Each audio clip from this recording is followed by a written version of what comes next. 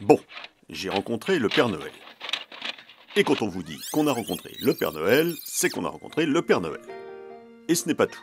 On a rencontré le Père Noël en compagnie de Karen Cheryl. Et ce n'est pas tout, en compagnie de Karen Cheryl en fée. Si ce n'est pas la magie de Noël, ça. Commençons par résumer. À l'école, il y a un méchant surveillant et une gentille institutrice. Le petit garçon, comme cadeau de Noël, voudrait que son papa et sa maman reviennent, car ils sont retenus en otage quelque part en Afrique. La gentille institutrice emmène les petits visiter l'aéroport de Roissy. Ils y croisent Lionel Jospin, mais le petit garçon et la petite fille se débrouillent pour monter dans un avion direct pour Rovaniemi, en Laponie, là où habite le Père Noël. Une fois sur place, ils n'ont pas trop de mal à le trouver, c'est vrai qu'il est facilement repérable. Il est moderne, le Père Noël. Les fichiers des enfants sages se succèdent à la demande sur l'écran de son ordinateur alors qu'Internet n'existait pas encore au moment du tournage. Simon Pourquier, Garenne Colombe, France, 7 ans. Dans ce coin, on repart les lapins. Ça tombe bien, la fée arrive chez le Père Noël pour surveiller les lutins, et la fée ressemble à l'institutrice gentille. Mais les enfants sont attrapés par l'ogre qui, lui, ressemble au surveillant méchant, et il veut les manger. Pendant ce temps, la fée et le Père Noël partent en Afrique, négocier la libération du papa et de la maman du petit garçon. Attention. Et voilà. Regardez. Ils n'ont pas trop de mal non plus à retrouver leurs traces, mais le Père Noël constate que ça houppelande, ce n'est pas l'idéal sous le soleil. Plus vite, Père Noël. Je suis désolée. Quant à la fée, elle perd sa baguette magique. Désolée, Père Noël. Et ils sont attrapés par les ravisseurs du papa et de la maman, et sont faits prisonniers à leur tour. Nous voilà bien. Oui, bah c'est pas de ma faute. Mais ouf, tous réussissent à s'échapper. Pendant ce temps, plus au nord, les enfants sont eux aussi en grand danger, et l'ogre décide de manger un sandwich au petit chien en hors d'œuvre. Heureusement, la fée retrouve sa baguette magique, et parvient à revenir en Laponie, en compagnie du Père Noël. La fée prend la décision de s'habiller en petit chaperon rouge, pour aller sauver les enfants. Résultat, elle est à 2 doigts d'être mangée à son tour par l'ogre. In extremis, le Père Noël arrive pour sauver tout le monde, mais dites donc, c'est pas tout ça, c'est l'heure de la tournée annuelle. Alors il part faire le tour des cheminées. 2000 ans, c'était hier pour fêter cet anniversaire. Ellipse temporelle. L'institutrice qui ressemble à la fée chante à l'église devant monsieur le curé. Et même le surveillant méchant qui ressemble à l'ogre a l'air gentil maintenant. Et tout finit bien parce que le papa et la maman reviennent à la maison, c'est vraiment un bon Noël, il ne manque plus que Bob Dylan. Oui, on n'a rien trouvé de mieux pour le caser, Bob Dylan. Mais Bob Dylan avec le Père Noël, c'est une tradition dans Blow Up, que voulez-vous? Alors, joyeux Noël à tous et bonne année.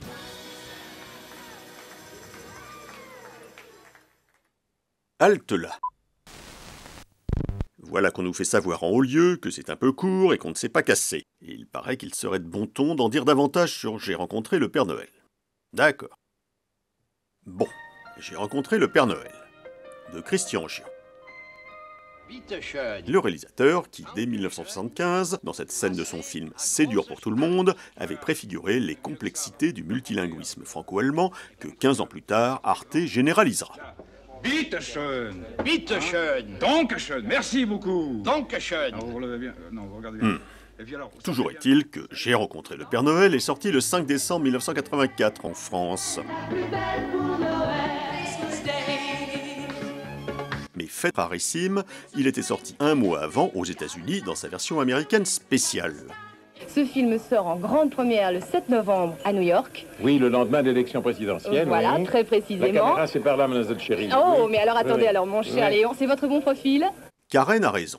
On connaît davantage Léon Zitrone vu de face. Mais ce n'est pas trop le sujet, et admettons-le, de fait, aux États-Unis, les journaux ont davantage parlé des résultats de l'élection présidentielle de la veille que de la sortie de Here Comes Santa Claus. Ah, pourtant il s'agissait quand même du premier film de Karen Cheryl, qui était alors au sommet de sa gloire. Bon, d'accord, son premier film, et aussi son dernier. Encore que c'est toujours un de plus que France Gall, qui n'en a pas fait un seul, parce qu'en fait elle n'y tenait pas, semble-t-il. À peine est-elle apparue dans un roman photo paru dans Télépoche en 1971, dont voici quelques images du dernier épisode, on a décidé de vous gâter, c'est Noël. Ça s'appelle Pour sauver les charmilles, et ça a l'air de finir bien. Et la semaine prochaine, dans Télépoche, un nouveau roman photo avec Denise Fabre. Mais c'est une autre histoire. Denise Fabre qui n'a jamais tourné de long métrage, elle, mais néanmoins une série télévisée sous la direction de Jean-Paul Le Chanois tout de même, et avec pour partenaires Coluche et Nicole Garcia, que personne ne connaissait à l'époque, les voilà. Et avec aussi Pierre Brice, que tout le monde connaissait. Tout au moins en Allemagne. Pierre Brice, c'était le comédien qui jouait le rôle du guerrier apache Winnetou, et il est difficile de se rendre compte maintenant à quel point il était populaire. Vous me direz, pourquoi choisir un comédien français pour jouer en Allemagne un guerrier apache? Eh bien, peut-être parce que Pierre Brice est né à Brest, et qu'on peut considérer que ce n'est pas très loin du Far West. Moins loin que Stuttgart, en tout cas. Mais ce n'est pas Pierre Brice, c'est Karen Cheryl qui nous importe aujourd'hui, si on peut dire. Alors revenons à Karen Cheryl. Et si vous êtes triste d'apprendre que J'ai rencontré le Père Noël a été son unique film, consolez-vous en remarquant qu'elle a également joué, quoique pas dans tous les épisodes, dans la regrettée série du milieu des années 90, Les filles d'à côté. Et vous avez décidément de la chance, c'est vraiment un beau Noël, puisque nous venons d'apprendre que les 170 épisodes des filles d'à côté, ainsi que les 156 épisodes de la suite, les nouvelles filles d'à côté, sont intégralement disponibles gratuitement sur YouTube.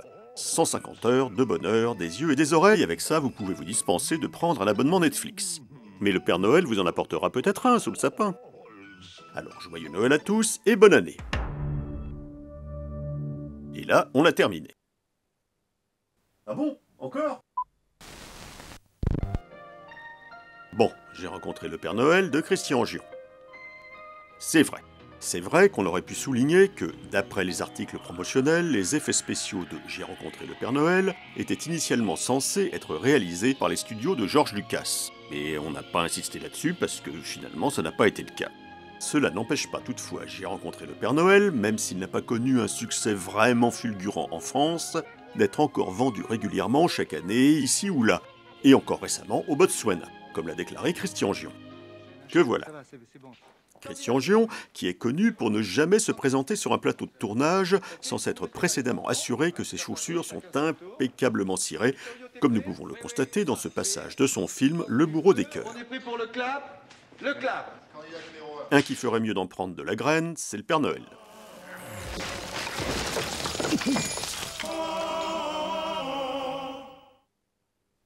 Dites, le petit chien, il l'a pas vraiment mangé quand même, l'ogre.